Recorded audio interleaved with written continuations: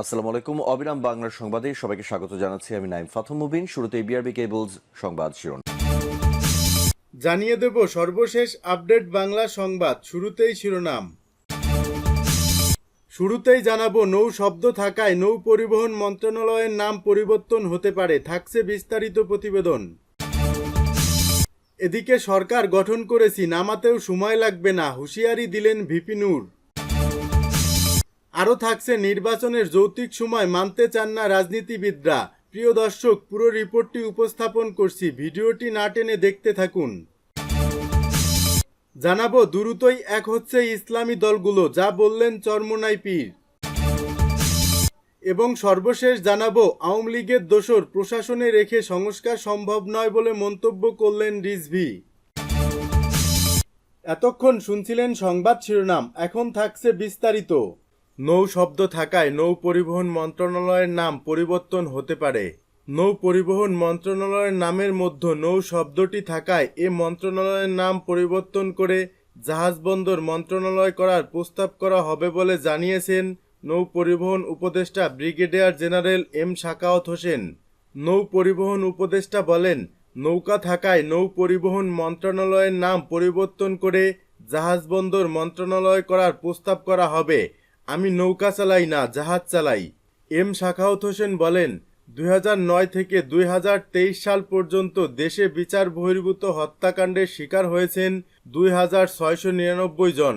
এতদিন দায়িত্বে যারা ছিলেন তারা মন্ত্রণালয়গুলোকে চুরি ও দুর্নীতির আখড়া বানিয়েছেন।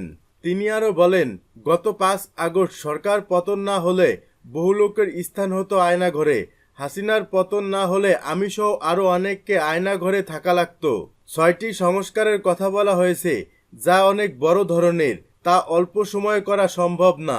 ছাত্র জনতার অভ্যুত্থানে হত্যাকাণ্ডে জড়িতদের বিচার প্রসঙ্গে সাখাওয়াত হোসেন বলেন, আমি মনে করি অভিযুক্তদের ফিরিয়ে আনার দরকার নেই, তাদের অনুপস্থিতিতেই বিচার করা উচিত।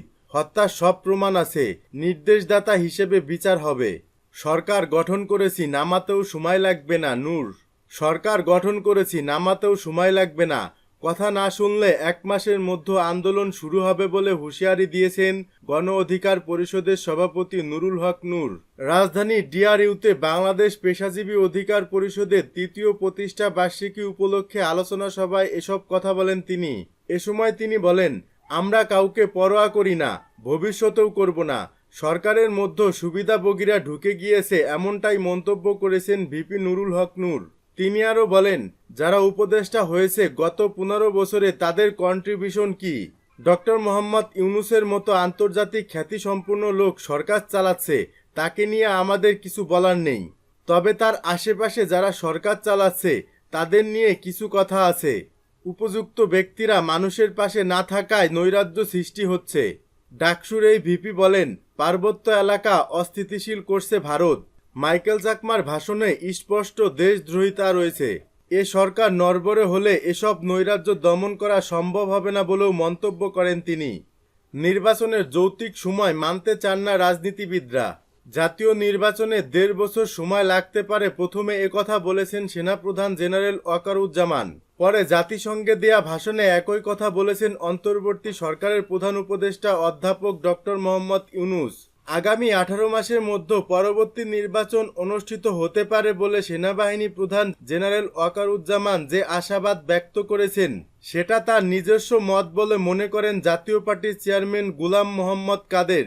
বিএনপি মহাসচিব মির্জা ফখরুল ইসলাম আলমগীর বলেছেন, অবাধ ও সুষ্ঠু নির্বাচনের জন্য স্থায়ীভাবে আমরা তত্ত্বাবধায়ক সরকার ব্যবস্থা ফিরিয়ে আনতে চাই।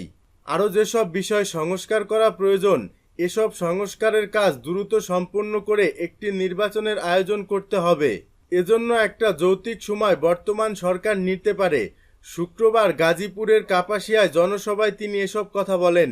মির্জা ফখরুল বলেন, যৌক্তিক সময় মানে এই না যে তারা অনেক বেশি সময় নিয়ে নেবে। যত দ্রুত নির্বাচন আয়োজন করা যাবে ততই দেশের মঙ্গল হবে। সুতরাং দ্রুত সংস্কারগুলো সম্পূর্ণ করে একটি নির্বাচনের পরিবেশ তৈরি করে নির্বাচিত সংসদের কাছে ক্ষমতা হস্তান্তর করতে হবে। নির্বাচনে যৌক্তিক সময় কতটুকু হতে পারে এমন প্রশ্নের জবাবে জামায়াত ইসলামীর আমির ডাক্তার শফিকুর রহমান বলেছেন, যৌক্তিক সময়ের হাড়ি আমরা হাটে ভেঙে দেব, দেরি করব না। আবেগবশত দু একটা কাজ হয়ে যাচ্ছে, এটা হওয়া উচিত নয়। কি হয়ে যাচ্ছে তা ভেঙে বলতে চাচ্ছি না। শনিবার সকালে চুয়াডাঙ্গার স্থানীয় একটি হোটেলে দায়িত্বশীল সমাবেশে তিনি এসব কথা বলেন। তিনি বলেন, অন্তর্বর্তী সরকার যেন আবেগের বশে জাতির প্রত্যাশার বাইরে কাজ না করে। ২৪-এর বিপ্লবের চেতনা তারা যেন সম্মান করেন। তিনি বলেন, ভারতের ব্যাপারে আলাদা করে বলার কিছু নেই। ভারত যেমন একটি দেশ, আমরাও একটি দেশ। ভারত ছাড়া আমাদের প্রতিবেশী আছে এবং বিশ্বসভায় আরও অনেকগুলো দেশ আছে। বিশ্বসভার সমস্ত সদস্যরা আমরা মিলেমিশে পারস্পরিক মর্যাদা ও সমতার ভিত্তিতে আমরা আমাদের সম্পর্ককে সামনে এগিয়ে নেব। দেশবাসীকে ঐক্যবদ্ধ হওয়ার আহ্বান জানিয়ে ডাক্তার শফিকুর রহমান বলেন, বিভক্ত নয়, ঐক্য হোক এ জাতির সৌন্দর্য ও শক্তির প্রতীক। গোলাম মোহাম্মদ কাদের ওরফে জিএম কাদের গণমাধ্যমকে বলেছেন, অন্তর্বর্তী সরকারকে তো নির্বাচন করতেই হবে। কাজেই এটা নিয়ে আমরা সবাই একটা হিসাব করছি। নির্বাচন নিয়ে সবার নিজস্ব একটা হিসাব আছে। এখন যা বলা হচ্ছে এগুলো সবই ধারণা, কারণ কোনো কিছুই তো আমরা চূড়ান্তভাবে জানি না। সব কিছুই অনিশ্চিত।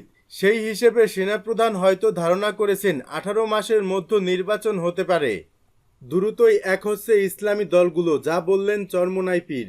শেখ হাসিনা সরকারের পতনের পর থেকেই দেশের রাজনীতিতে নানা আলোচনা চলছে, কারণ এখন জাতীয় নির্বাচন হলে আওয়ামী লীগ অংশগ্রহণ করা নিয়ে রয়েছে নানা ধরনের সংশয়। এমন পরিস্থিতিতে বিএনপি ছাড়া দ্বিতীয় দল আছে একমাত্র জামায়াত ইসলাম।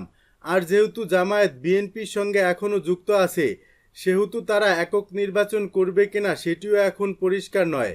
আবার জামায়াত একক নির্বাচনের ঘোষণা দিলে তা নিয়ে বিপদ সংকেত শুনছে বিএনপি।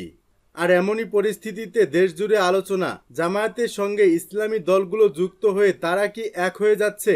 এবার এ বিষয় নিয়ে ইসলামী আন্দোলন বাংলাদেশের আমির ও চরমোনাই পীর মুফতি সৈয়দ মোহাম্মদ রেজাউল করিম বলেছেন, ইসলামী দলগুলো অচিরেই এক হয়ে মানবতার পক্ষে পরিবেশ তৈরি করবে। রাজধানীর ইনস্টিটিউশন অব ডিপ্লোমা ইঞ্জিনিয়ার্স মিলনায়তনে ইসলামী যুব আন্দোলন বাংলাদেশের প্রতিনিধি সম্মেলনে তিনি কথা বলেন। রেজাউল করিম বলেন, সব স্তরের মানুষের সরকার এই অন্তর্বর্তী সরকার, কিন্তু সেটা এখন কেন যেন পরিলক্ষিত হচ্ছে না। 92% বেশি মুসলমানের দেশে ঘটে যাওয়া জনমানুষের আন্দোলনে আলেম ওলামারা এত গুরুত্ব রাখার পরও বর্তমান শিক্ষা কমিশনে একজনও ইসলামী চিন্তাবিদ নেওয়া হয়নি। ইসলামী দলগুলোর সঙ্গে আলোচনা চলছে জানিয়ে তিনি বলেন, দলগুলোর সঙ্গে নিয়মিত যোগাযোগ হচ্ছে। অচিরেই ইসলামী দলগুলো এক হয়ে ইসলামের পক্ষে মানবতার পক্ষে পরিবেশ তৈরি করবে। নির্বাচনে মাঠ পর্যায়ে নিজেদের জায়গা তৈরি করতে এখন থেকে কর্মীদের কাজ শুরুর আহ্বান জানিয়ে বলেন, আল্লাহ চাইলে বিজয় কে ঠেকাবে। আর কেউ ইসলামী আন্দোলনের মাথায় নুন রেখে বড়ই খেতে পারবে না। আওয়ামী লীগের দোসর প্রশাসনে রেখে সংস্কার সম্ভব নয় বলে মন্তব্য করলেন রিজভী। আওয়ামী লীগের দোসর প্রশাসনে রেখে সংস্কার সম্ভব নয় বলে মন্তব্য করলেন রিজভী। প্রশাসনে আওয়ামী লীগ সরকারের দোসরদের রেখে রাষ্ট্র সংস্কার সম্ভব নয় বলে মন্তব্য করেছেন বিএনপির জ্যেষ্ঠ যুগ্ম মহাসচিব রুহুল কবির রিজভী। রিজভী বলেন, আওয়ামী লীগের দোসররা এখনও প্রশাসনে রয়েছে, যারা শেখ হাসিনাকে রক্ষা করতে গিয়ে সাধারণ মানুষের উপর গুলি চালিয়েছে। তাই ফ্যাসিস্ট সরকারের দোসরদের বিভিন্ন পদ থেকে অপসারণে অন্তর্বর্তী সরকারের কাছে দাবি জানাচ্ছি। ভারতের সঙ্গে বাংলাদেশের সম্পর্ক প্রসঙ্গে তিনি বলেন, গোটা বিশ্ব হাসিনার ভোট বর্জন করলেও একমাত্র ভারত সমর্থন করেছে। ভারত বাংলাদেশের মানুষকে হত্যা করে থাকলে আমাদেরও অধিকার আছে দিল্লি নিয়ে কথা বলার। ভারতের কাছে নতজানু হয়ে থাকার দিন শেষ হয়ে আসছে। অন্তর্বর্তী সরকারকে প্রয়োজনীয় সংস্কার শেষে দেশে সুষ্ঠু ও নিরপেক্ষ নির্বাচন অনুষ্ঠানের আহ্বান জানান রিজভী।